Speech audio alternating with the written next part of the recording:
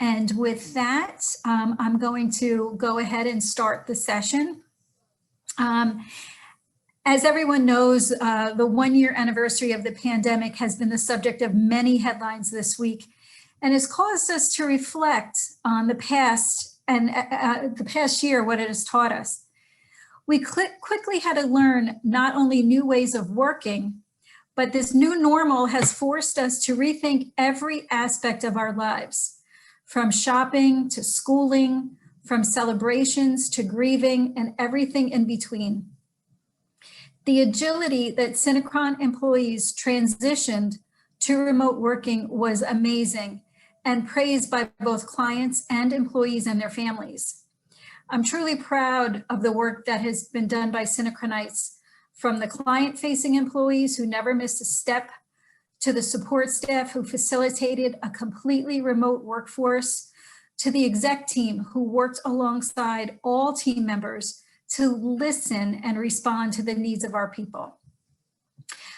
Today, we're so excited to have Amy Alexander. Amy is a licensed marriage and family therapist, and her areas of clinical focus include trauma, domestic and sexual violence, grief and loss, and identity work. Amy is the co-founder and executive director of the Refuge Center for Counseling.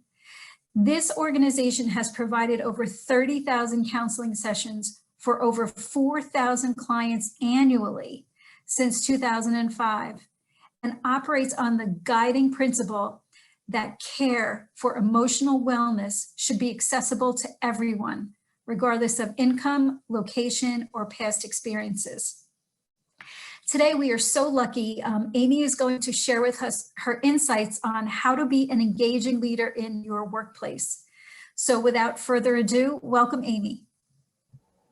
Thank you so much for having me. I have been looking forward to this opportunity really for months, and I am thrilled to be with all of you. That was a wonderful introduction, so I don't feel the need to do any further introducing of myself. Certainly at the end, if there are questions, I'm very glad to answer those, whether it be about the presentation, myself, or the Refuge Center for Counseling, which is right here in Franklin, Tennessee. Given our time constraints and being sensitive to each of your time, I want to go ahead and begin the presentation. My recommendations to you would be to, if possible, close out of other windows, minimize distractions, and certainly notifications.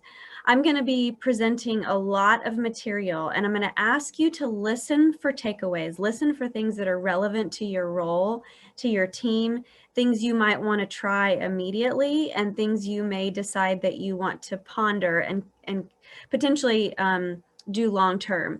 But either way, be listening closely to the things that are relevant to your world and be prepared to take a bunch of notes. So some of you maybe do that on your phone. Some of you might be typing in a Word document or on a notepad. So get ready to take a lot of notes, and off we go. So you received a wonderful summary of this presentation. They did a great job of sending out an email yesterday with an outline. There's 4 places we're going to focus on today as we think about this topic. The first one is leading in a crisis. The second one is work culture, team culture. The third one is our pace. And the fourth one is something called doing your own work. So to start us off, this leading in a crisis piece. In March 2020, the American Psychiatric Association did a survey, and 36% of those here in America reported that coronavirus was having a serious impact on their mental health. I can't help but imagine that statistic is the same anywhere globally. Even before COVID-19, 1 of 5 employees fit the criteria for a diagnosable mental health challenge. So there's no doubt that our team members need support, but there has been no playbook for leading through COVID. There's been no playbook for parenting through COVID. We've not had a playbook for this year, but how leaders respond is how they will be remembered. And it's not too late. You know, you may think, well, we're a year in, there's a vaccine on the horizon, all these kinds of things, but it's not too late to be intentional about your leadership. because honestly, our team members have been dealing with prolonged exposure to stress, which to many, in many degrees can look a little bit like acute stress syndrome or PTSD. So we're going to be seeing the lingering effects from this for quite some time. We might be struggling with how to respond in an unprecedented time, but concrete crisis response skills can be cultivated. And the good news is no one has to be superhuman to make these things happen. Regular, fallible humanity is welcomed and embraced. You being human and honest as a leader could be one of the best things you offer your team. But I'm going to give you 5 tips for leading in a crisis. Number 1 is practice compassionate leadership. It's important to keep in mind that we're all going through this together, but each person has unique life circumstances that could cause more or less concern. For example, we may not know who on our team has a vulnerable family member who's at great risk. We don't know who maybe already struggled with an anxiety disorder before this pandemic. But leading with compassion and empathy is more critical than ever. So how do we do that? I hate to give out terms and not give examples. So what is compassionate leadership? Well, first of all, it's curiosity. Times like this call for increased empathy, and it's important to assume positive intent and to listen with an open mind in an effort to put yourself in your team member's shoes. We might be experts in our field, but individuals are experts in themselves. So ask people questions that, I mean, they feel so simple, but they mean so much. How are you really? What do you need right now? And how can I best support you in this season? You can also start team meetings with a brief check-in where every person simply shares a word or a phrase to honestly describe where they are in the moment. Being curious shows that you care. The second way to practice compassionate leadership is to listen. Mindful listening. Okay, mindful listening means you are listening without the need to fix, analyze, or correct. You're just giving your team space to be open and honest about how they're really doing mentally and physically. The next way to practice compassionate leadership is vulnerability. Brene Brown has done so much global work on this term and research on this topic that it's a word we're all using a lot more. Great leaders don't need to know exactly what to do in uncertain times. Harvard Business Review recently put out an article called "Today's Leaders Need Vulnerability, Not Bravado." If you're looking to help the situation, communicate, welcome input from your team because you don't have all the answers. We're not meant to solve the problems. We are to solve all the problems, but we are meant to listen and support. As we come together in these ways, we can work to emerge stronger on the other side. So that's compassionate leadership. The second way to lead through a crisis is providing resources. In and through the pandemic, there can be a secondary pandemic of traumatic stress and mental health challenges, and that's something I referenced in my intro. Investing in support services, it can't be optional. This is something we've got to commit to. So first thing might be a consideration around a temporary or long-term budget line item to allow your employees to invest in their mental health. You know, many companies offer programs such as this. Perhaps they pay for the first 4 sessions or a portion of the sessions or have an EAP program. You might also consider a flex account or a perks program that gives your employees discretionary funding that they can use on things that make their life better. It could be life coaching, counseling, financial planning, meal preparation, house cleaning services, but anything that allows them more margin for emotional wellness. The next thing is sharing mental health resources. You might, if you have Slack or team channels, send out a meditation, a breathing exercise, or thought leadership on dealing with negative emotions. You can create online communities for your people to connect around things they're interested and passionate about, or to discuss the challenges they face, or maybe just sharing words of encouragement and positive quotes. Finally, as we think about providing resources to our team, help them understand something called the window of tolerance. And I'm going to teach you about this today so you can help them. We all have a window of tolerance, okay? This is the zone where we function most effectively. In this zone, we're thinking reasonably, our workload is manageable, we do have margin, we are able to reasonably manage our life. If we get above that zone, that's called hyperarousal, we find that we are irritable, uncomfortable, panicked, angry. We start to kick into that fight or flight mode, and we may even feel like we're out of control of our bodies. When we go below the window of tolerance, hypoarousal, we're lethargic, we're depressed, we might feel spacey, or we feel like we're losing track of time. What we know is that stress and trauma shrink our window of tolerance. We fall out of our window of tolerance much more quickly.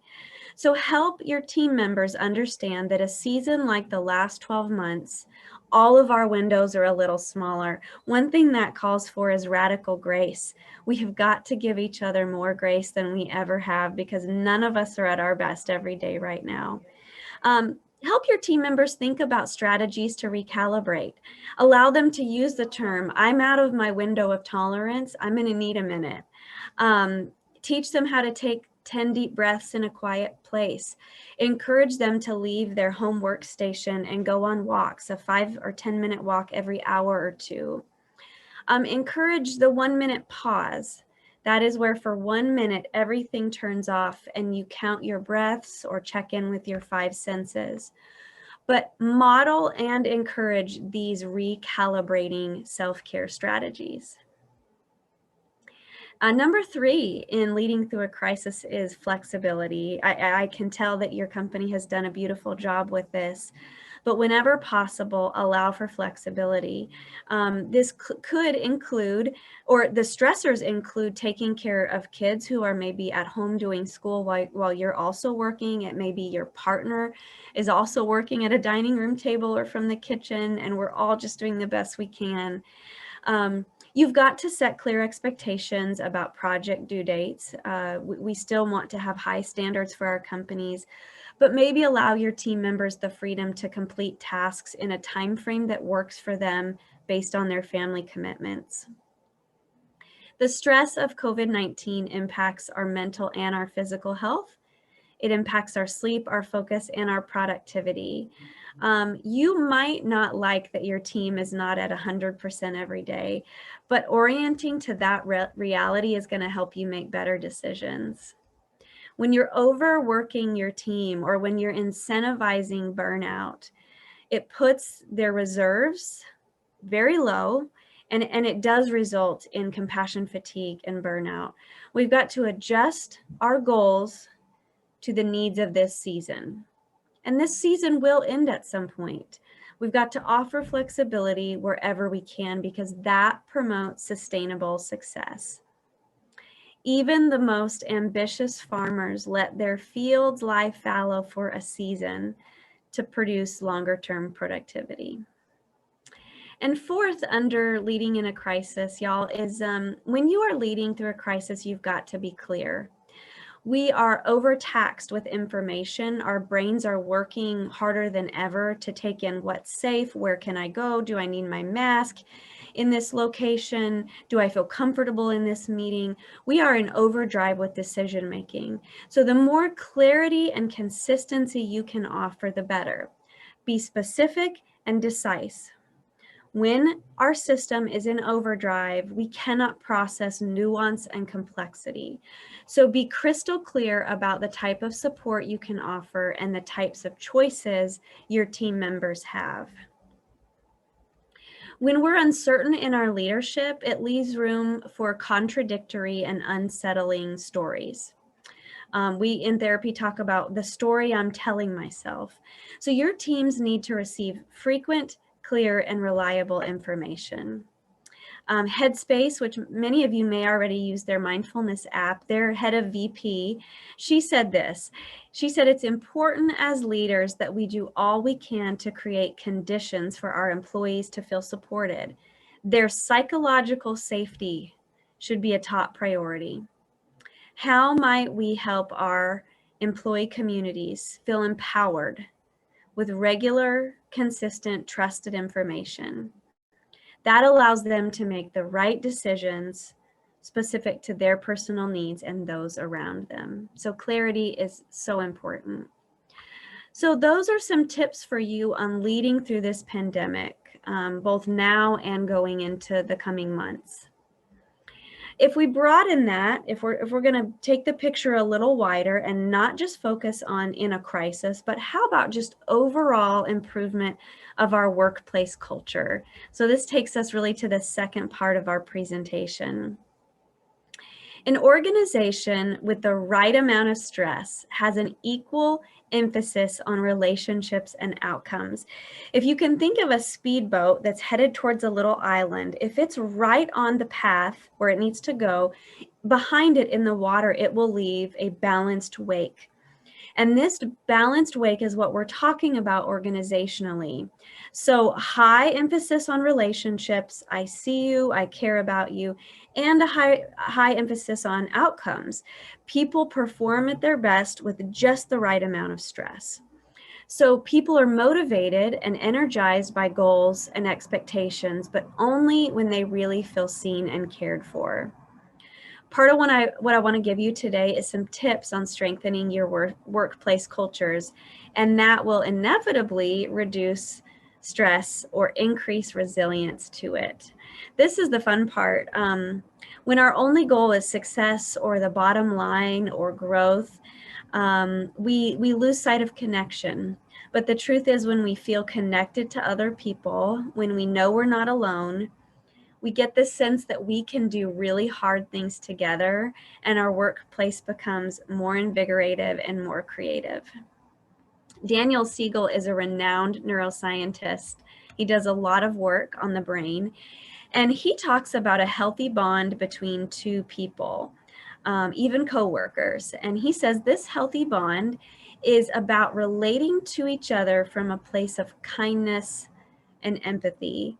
And if you were to just close your eyes for a moment and scan your interactions, think back over your meetings today, your meetings this week, your phone calls, your Zooms, employee performance reviews, whatever you've been doing this week, how would you rate on the scale of being kind and empathetic in those meetings? This type of bond, it includes 4 characteristics. It's helping people on your team to feel seen, safe, secure, and soothed. And we have some wonderful global initiatives right now around diversity, equity, and inclusion. I know your company is really leading edge on these things, and you're having great conversations. But when we help another human, regardless of their age, their race, their location, regardless of all those factors, when another human feels seen, safe, secure, and soothed, it is ideal for performance and for connection. So I'm going to give you some ideas. And again, this is sort of a sample. It's sort of, here's some things you could try, or maybe it will spark ideas for you of unique things that you want to introduce. Let's start with that first S of seen. Seeing your team. This is not just seeing someone with the eyes. This is seeing them from that position of empathy. So one idea is getting to know someone's story. And this can start as early on as the interview process. We ask pretty purposeful interview questions at the Refuge Center for Counseling. In fact, in our interview, we ask the question, has there ever been an event in your life so positive or negative that it permanently affected your outlook on life? If so, please describe. Boy, you learn a lot about someone in what they share there. And many times they will talk about overcoming and resiliency, and that's a great indicator when you're looking to hire. Another question you could ask is, what experiences or values have been most guiding in your life? And you're going to look for themes in this person's story that make them great and perhaps a good candidate for your team. Once you bring someone onto the team after they've been hired, we recommend initiating an informal coffee or lunch with them. Now, of course, you've got your onboarding processes and you are having them fill out paperwork and meet with HR. This is not any of that. This is an informal, let's say 30 minutes with your team member for you to learn more about them. So right now, if we're on the scale, this is the part where we're tipping kind of high on the relationship side. So one fun way we do this is we ask our team member to bring 3 to 5 items of meaning or significance in a little bag, a paper bag or a plastic bag, to this coffee shop or wherever we're meeting.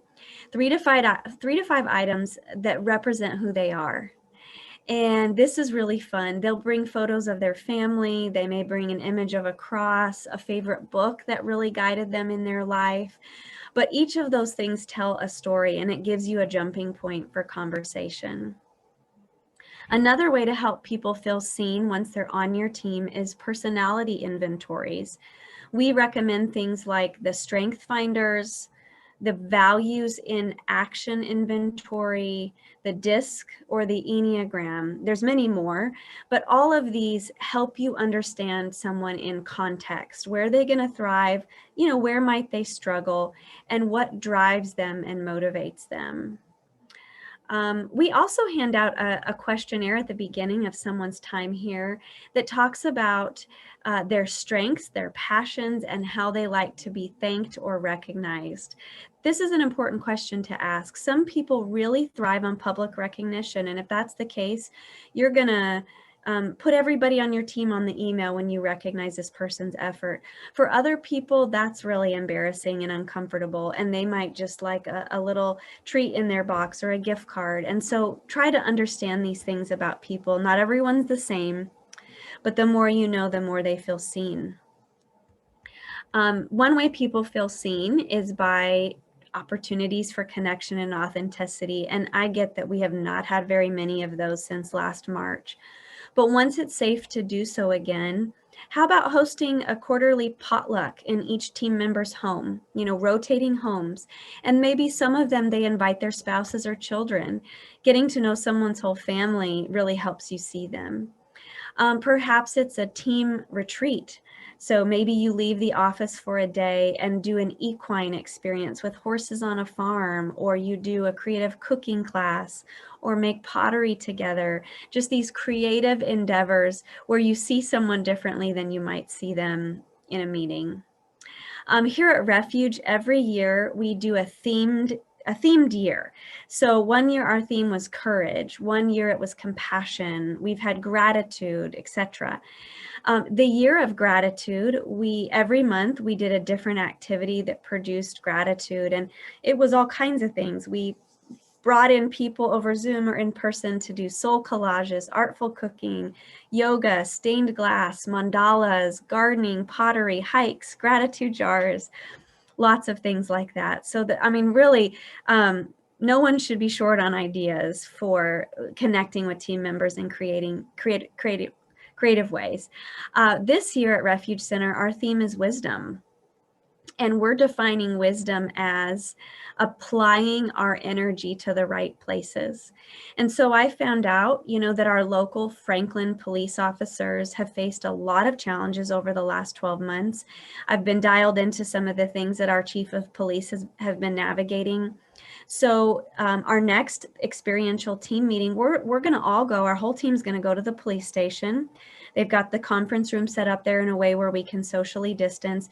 And we're going to spend that hour writing thank you cards to our 125 police officers, because I think that's a great way for us to use our time as a team. And again, getting out of the office together really means that you can connect in new ways. Finally, under seeing your team, people feel seen when you honor them and celebrate them. So put a line item in your budget for staff appreciation. A small $10 Starbucks gift card, a lunch out, a little gift basket. These kinds of things go a long way. Honoring and celebrating them could look like a birthday, a wedding shower, a baby shower. Now, we've all figured out how to do a lot of these things over Zoom, and that's fine too. If you're picking up on a team member who has a very specific gift or skill set, one way to see them and to honor them is to invest in professional opportunities for them. Let them know that you're going to pay for a special continuing education course because you see so much potential in them. Earlier, I referenced a perks program. Again, this helps your team feel seen. A set line item per year, let's say it's $200 or $1,200, but it allows team members to care for themselves in meaningful ways: massages, meal delivery, childcare during date nights, etc. Here at the Refuge Center, we have a director of compassionate care. Her job is to pour into the people that work here. And she has a nurture team. And those people's roles are to bless and love on those serving here. So that's something else to think of. Finally, under this point, I want to talk about entries and exits. The way people enter your team and the way they leave are two things they are never going to forget. So be intentional. Here, when people leave our organization, they receive a little book called A Time for Leaving. And it's this beautiful story about a tree in the fall whose leaves begin to fall off the tree. And it talks about the change of seasons and how there's a time for everything.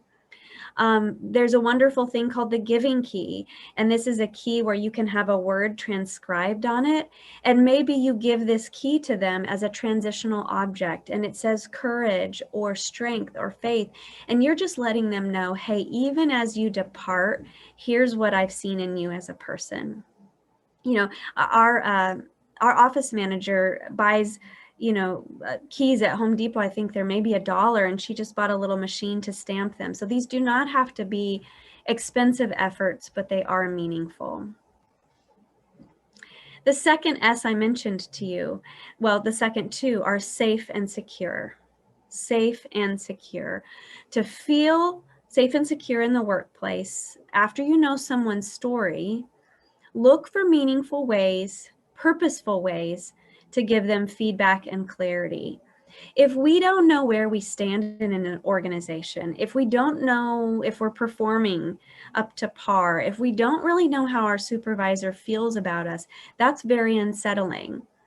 We're going to be guessing a lot, making up stories, reading into things. So I want to encourage you to develop a culture of feedback. And I'm going to give you a specific way to do that. Something you might consider adding to your performance evaluations is these 3 types of feedback. Okay, the first one is appreciation. I see you, you matter. Okay, so that's just a line on the perform eval. And it's, here's how I've seen you go the extra mile, and here's why you matter to our organization. Under that would be coaching. Coaching helps someone get better. So here are the things I think you could do today or this month that's going to make you even better in your role. And then third is evaluation. Where do I stand and what can I expect? Well, this is where you might say, you can expect a new offer letter, a bonus. You can expect to be a part of our team next year. We want you here. Okay, so a culture of feedback. Part of a culture of feedback is timely responses. You know, we've all worked in places where, and there's a spectrum to this, but we've all worked in places where we got no response from our supervisor. It was a rare day that they actually wrote us back or called us back. We've also maybe been in workplaces where their responses were rushed. Maybe things were misspelled or not capitalized, and you can tell they hardly even read your email. So we don't want those things. We want staff to receive thoughtful, non-automatic response to their calls, emails, and questions. Thoughtful, non-automatic response. This is an attachment theory perspective. This is something that Siegel encourages parents to also offer to children. Slow down enough to be thoughtful and kind. When someone feels heard, they feel valued. Another part of this culture of feedback is confidentiality. You know, you've got to be able to provide corrective action, but it needs to happen in a respectful, supportive, safe, and private way. So just assessing how well you're doing on that. We've talked about this a little bit, but clarity, you know, clarity helps people feel safe and secure. Is their job description and their role clearly defined? Do I know exactly what I'm to do and how I know when I'm doing it, how I'm doing? We want to have a clearly defined conflict resolution process. There's a resource I love to mention, and it's a book. It's put out by the Arbinger Institute. It's called The Anatomy of Peace. It's a story, so it's really easy to read. It's not textbooky, but The Anatomy of Peace talks about how to do conflict resolution. I think that we should all invest in a specific company-wide way to do conflict. We here at the Refuge Center have what we call a go direct policy. If you have a concern with someone or something, go directly to your supervisor. Go up. You know, if you are just talking with people on your team about your concerns, they're likely not the right person to discuss it with, and or can't really create movement for you around this concern. So take it direct. The last thing on clarity is an open door policy. I know this is totally different being remote, but whenever you can, be available for your staff members' questions and anxieties. An open door policy for us is anytime we're not in a meeting or a presentation or a client session, the door's open. So anyone with a concern can simply walk the halls and say, hey, I need a minute, and we welcome that. So I don't know what that looks like for you all with being remote, but think about that. The fourth S under workplace culture that we're talking about today is being soothed. Now, I don't know how many of you hear this term in relation to the workplace. You might think about soothing, you know, your toddler when they've fallen and gotten, you know, an ouchie or something, but we don't talk about soothing in the workplace. I'm going to do that today, though. So misunderstanding, misinterpretation, and mistakes are inevitable, even in the strongest of families or work cultures. We call those things ruptures. They occur because we're human. But what matters is not our ruptures occurring. What matters is, are we repairing them? Do we go back and try to make it right? So as a leader, one of my questions for you would be, how can you demonstrate courage and humility to repair hurt or provide comfort? We're going to call these brave apologies. I think when a leader says, I think I might have been off base. I'm so sorry, I misunderstood you. My tone was a little rough today. I'm outside my window of tolerance. You know, these kinds of things matter a lot. Another way to think about soothing is looking for creative and meaningful ways to help people who are hurting, excuse me. A couple of years ago, we started instituting a program where when someone in our organization lost a family member, maybe a grandparent, a parent, you know, illness, car accidents, those kinds of things, the gift we give is wind chimes. And we love that because they're able to take those wind chimes home, put them perhaps on a front porch or a back patio, and every time they hear those chimes, they can take a moment to pause and honor the relationship and love they have for the person who was lost, and hopefully remember the care that our organization has for them. So how can we soothe people who are hurting? And we can't forget about the basics. Many of you remember, maybe back from a college psychology class or something, Maslow's hierarchy of needs, right? And it's this triangle. At the bottom is physiological needs: food, water, warmth, rest; safety needs, belonging and love, esteem, and then self-actualization. A lot of times we forget about that bottom rung, the basic needs. So I remember sending out a survey to our team at some point and said, hey, when you think about the basics, and it's not, you know, shelter, warmth, food necessarily, but just above that, what are some of the things that would help you feel more comfortable in this environment? And I got a long list of things. People said, I'd love to have snacks and drinks available. I'd love to have essential oils to diffuse in my office. If I have a headache, it'd be great if there was some Advil available. I have back problems. Could we have a few heating pads? My office is cold. Could I get a heater? Would it be possible to ever offer yoga classes during a lunch break? And I loved the ideas. Now, by no means could I do all of them, but I acknowledged each of those and we started to do some of those things. So seen, secure, safe, and soothed. These are 4 ways that we can think about building a better workplace culture. I'm just going to grab a quick drink here.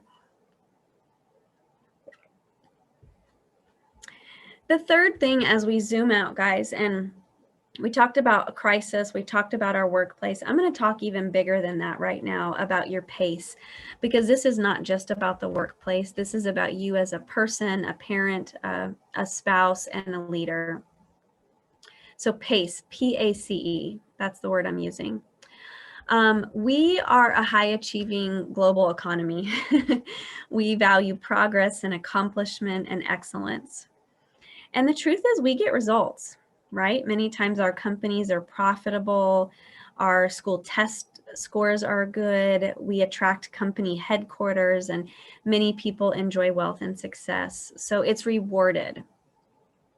At times, though, we notice that we are tired, anxious, overwhelmed, overstimulated, and stressed out. And I would like to say that a good bit of the time in a non-pandemic season, this is related to our pace. Brother David Steinendahl Rost, he talks about the fact that in Chinese pictographs, which are symbols that represent words, the word for busy in this pictograph is composed of 2 characters. The first character is a heart, and the second character is the word for killing. So in that pictograph, heart killing are the symbols used for the word busy. Something to think about. The Harvard Business Review conducted a study on the change in social status, especially in America, but globally. It used to say that leisure was a sign of wealth. So people with more money spent time playing tennis, sailing, sipping white wine at a golf club. But that has all changed. Now, busyness is a sign of wealth. We see this in commercials and magazine ads for luxury items. It used to show the wealthy sitting by a pool in the south of France. Now, many of the images show the wealthy in downtown New York or LA, leading meetings from high-rise offices or traveling around the globe. So our image of what wealth means has changed. We have developed hurry sickness. Hurry sickness. One definition of this is a pattern of behaviors characterized by continual rushing and anxiousness. This is a sickness or a malaise in which a person feels chronically short of time. So they tend to perform every task faster and faster, and they get flustered with any delay. We have been called the frazzled digital generation. Wayne Muller wrote a book called Sabbath, which is not about Sundays, but he said, we've lost the rhythm between work and rest. Our culture thinks action and accomplishment is better than rest, that doing something or anything is better than doing nothing. And because of our desire to succeed and meet these ever-growing expectations, we don't rest. And because we don't rest, we lose our way. We miss the quiet in the world that gives us wisdom. You know this, right? Right before I came downstairs for this meeting, I was talking with our operations director. We were talking about how many times people say they get their best ideas in the shower or on a yoga mat. It's when we're still that our most creative, intuitive self rises to the surface. But being perpetually in motion, even if that means sitting in your car and scrolling through Facebook or Instagram, it's still being in motion. This disconnects us from the places in ourself where we can access the most soul space, hope, compassion, and grace. There's even an idea that you can't live a hurried life and a compassionate one at the same time. So if you've been rushing around today in a mad rush to get to things and accomplish things, you probably have not had a lot of space to be compassionate. We've got to have a more thoughtful, deliberate, intentional pace, more margin, more white space built into our calendars. Margin is simply the space between our load and our limits. If our load is this much and our limits is this much, that's some margin. If it's flipped, we're in trouble. So just think about, and I'm thinking about myself for this today too. I am not immune from this, guys. But what does our pace imply for our team members? Is everything urgent?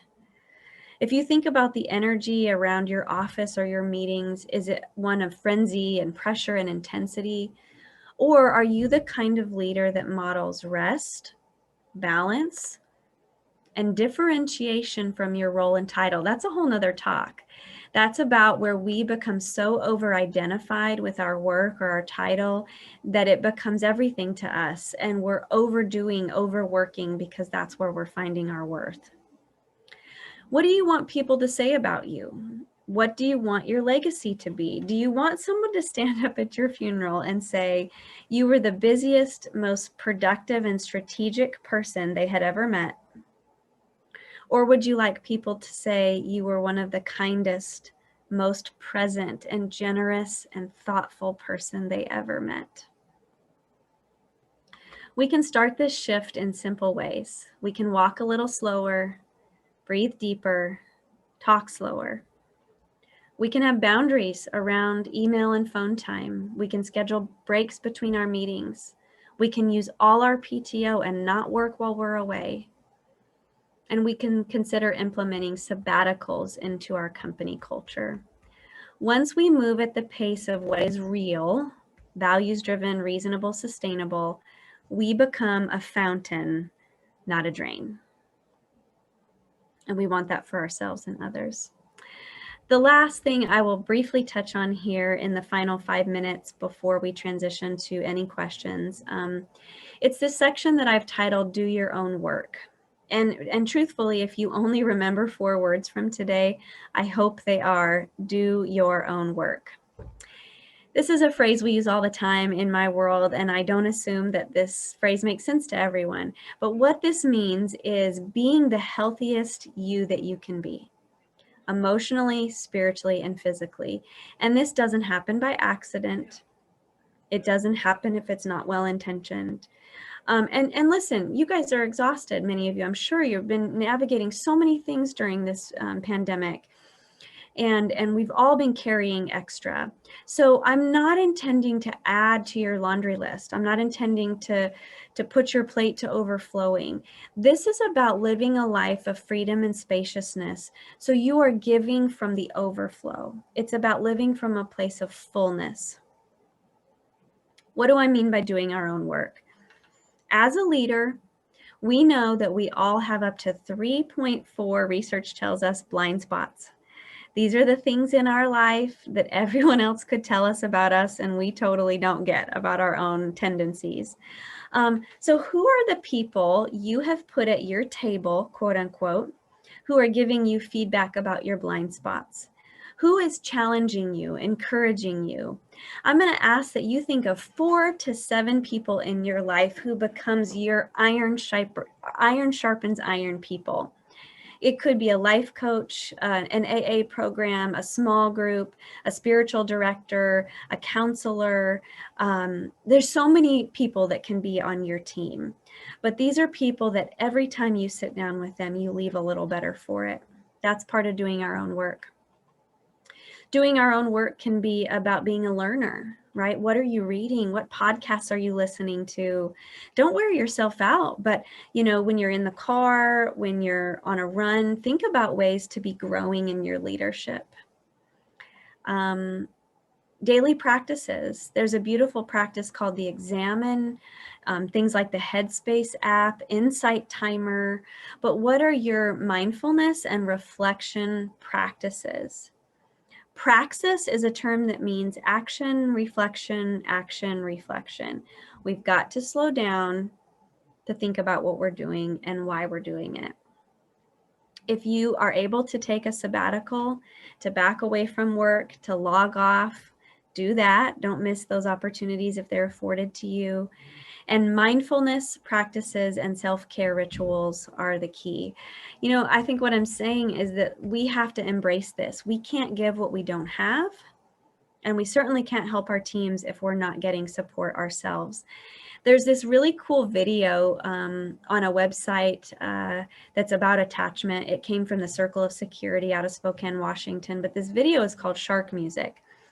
And it starts off with this scene of a pair of feet walking down a sandy path, and the trees, these palm trees are on either side. There's this beautiful ocean sparkling ahead. And at first this classical music is playing, and you are watching it thinking, that is so beautiful. I wish I could go there.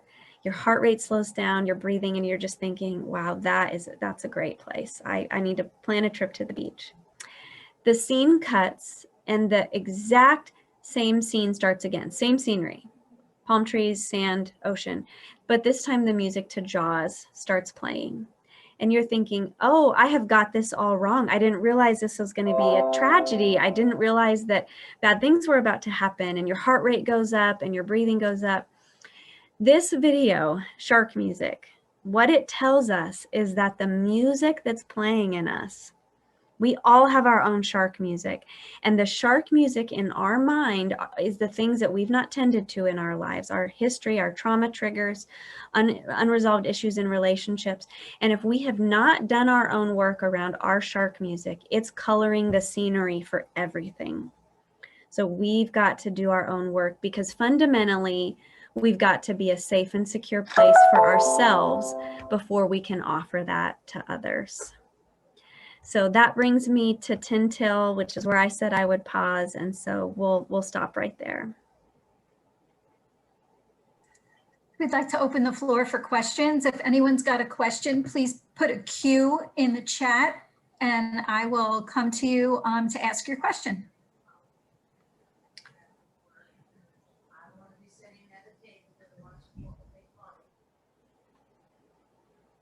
I cannot hear if someone is asking. I could No one has identified yet. I do have a question though. I was wondering, you talked about hurried sickness, and I was wondering if in your practice you think you've seen that the pandemic has impacted hurried sickness. Has it caused people to take a step back and reevaluate what's important in their lives, family and loved ones? Do you think that because of the way everything's changed, you think that will go back to how it was before pandemic?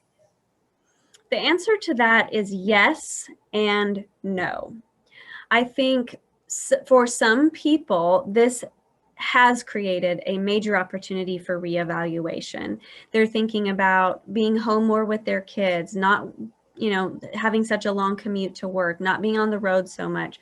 Being home more has caused a lot of reevaluating. In fact, we think about something called post-traumatic growth. And that's more than just bouncing back from a difficult situation. It's more than just pulling ourselves up from our bootstraps. It's when something so difficult occurs that it rocks us at our core and we have to reevaluate our values in life. So I do believe for some people that has happened, and a reevaluation, post-traumatic growth is happening. I think for others, we have frantically tried to figure out how to continue doing all the things we were doing, but now added on top of homeschool and work remote. And frankly, without the divide between an office and a home, I've seen people working more, longer hours, not taking breaks. Since the computer's in front of me, I may as well work 15 hours a day because it's right there and I can't go anywhere. So I'm not taking my vacation time. So I think it's about your intentions and how you want to come out of this. Thank you for that insight. Does anyone have a question? I'm not seeing any cues in the chat. So if you have a question, put a Q in the chat and I will come to you.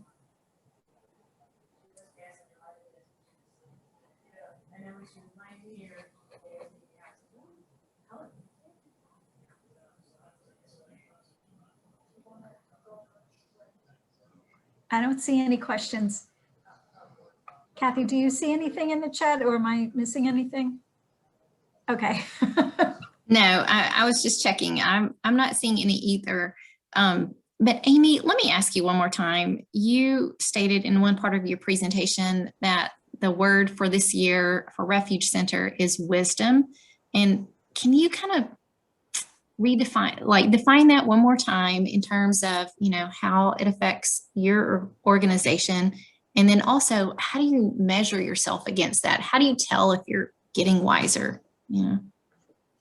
Well, I mean, of course, there's a lot of ways to look at wisdom. We said for us this year, wisdom equals applying our energy to the right places. We're in mental health. We are busier than we have ever been. There are a gazillion opportunities in front of us, and the demand is higher than it's ever been. But instead of running around like chicken, with its head cut off and trying to do everything and be all things to all people, it's like, no, let's slow down. What matters most? What's the next right step? And where is the best and highest use of my time and energy? So it's just being intentional about that. And each month with this experiential offsite activity, the team members involved decide where is the best and highest use of our time that hour. So it gives people some creative discernment. So for our company, it may come back to what are our core values? What do we really need to focus on? Core values and strategic plan. That's right. Yeah. We have a question from Nitin Raul. Nitin, would you like to ask a question? You can come on. Yeah, it's like mainly it's mainly regarding people not able to visit families, mainly because of the pandemic, and most of the people are from overseas. They cannot air travel. So what do you suggest, apart from video calls? This has been brutal, and I use that word very intentionally. This has been so painful for so many people, and it's created tremendous isolation and loneliness and fear. We're worried about aging parents. We're hopeful that they're maybe on a vaccine list somewhere, but it has been so difficult. And I don't know that I have a suggestion. I mean, the limitations are the limitations. We're all dealing with the CDC recommendations here. And each of us has to, at some level, decide what we're comfortable with or when we're comfortable with it. So as a family, making those decisions. But if you've been intentional about video calls, I think that's a great starting place. I just think we have to be honest with ourselves about the real limitations and that, hey, we all wish this were different. And as soon as we can do something different, we will. So let your family know, I'm sad. Okay, come back to your emotions. I'm sad that I can't hug you. I miss you. I want to be with you. Let's look forward to when we can do that again. Don't miss an opportunity to communicate those things to the people you love. Okay, I see this question. During this pandemic, we and kids have gotten so much used to the digital life. It is really becoming difficult to imagine a life for kids without technology, even for a half an hour. Oh my goodness, you have nailed it with this question. That's what's happened is kids who are doing school from home they're on a screen all day, of course. And then because there's not a lot of extracurricular activities, they're staying on screens. They're getting on Snapchat or FaceTime or Fortnite or whatever it is. And so many times we're seeing our preteen kids, and teenagers on screens from, 12 hours a day at times. And there is real-time implications for this. I want to suggest you guys look up somebody named Jenny Black and her Media Trauma Project. She is talking about the fact that, she talks about a lot of things. One of the things she talks about is something called screen apnea, which basically is the research showing that none of us are breathing when we're on a screen. The only people that do a good job breathing are scuba instructors and yoga instructors. All of us are not breathing when we're looking at screens, which we get to the end of our day and we feel tight and our shoulders and our back hurt, maybe because we're not moving, but probably because we're not breathing. She says the next greatest right and privilege of the next generation is going to be the right to be unplugged. We've gotten so used to this being our primary mode of communication and connection, and it's not working for us. We're seeing the rates of suicidality and self-harm skyrocketing. 11 to 15-year-olds are the highest demographic in need in our practice. And so, you know, I would just say as a parent, if your gut says this is not working for our family, or I'm not seeing good fruit as a result, it's okay to say no. My fourth grader may not have an iPhone. We're going to ask you to turn in your phone at 8 p.m. and find something else to do. Boredom is the gateway to creativity. It's going to feel like death for a minute, the loneliness and the boredom. But we're going to get through that. And all of a sudden, I'm going to realize I love skateboarding again. Or, you know, I'm going to play Uno with you guys. It is, even if they say no one else doesn't have a cell phone, leaders go first. I'll stop there.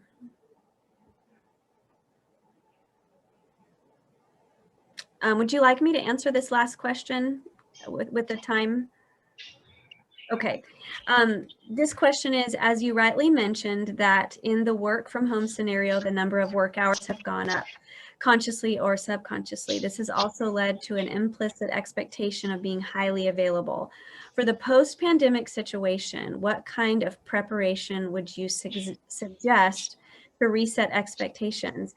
Well, I think each company and each team leader is going to have to set the bar and set the pace here. And I think it's not too early to start having these conversations. And frankly, your people are going to do what you do, not as you say. So if you're sending emails at 10:30 at night, even if you say you don't have to check your email or send email that late, they're going to think, but really I do, because my boss is still on. One of our therapists, on the day she does telehealth from home, she takes a piece of blue painter's tape, you know, and she puts a line on it in front of her desk. And when she crosses the line, she's working. And when she steps over that blue tape into her kitchen or her dining room, work is done.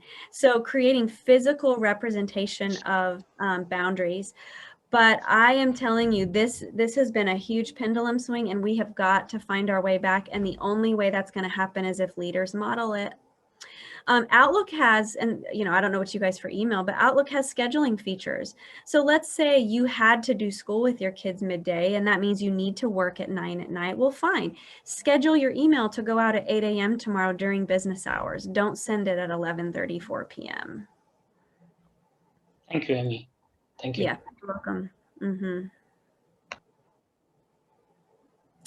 Well, guys, I think that brings me right to my 4 o'clock. I sure hope this was meaningful and beneficial, and I'm so grateful for the 100 plus of you that that joined for today. This is excellent. Thank you so much for joining us. And we really appreciate your time and all of your insight. Thank you so much. Thank you all. Many blessings. Thank you. Thanks, Amy. Thanks everyone for Thank you. joining. Thank you. Thank you.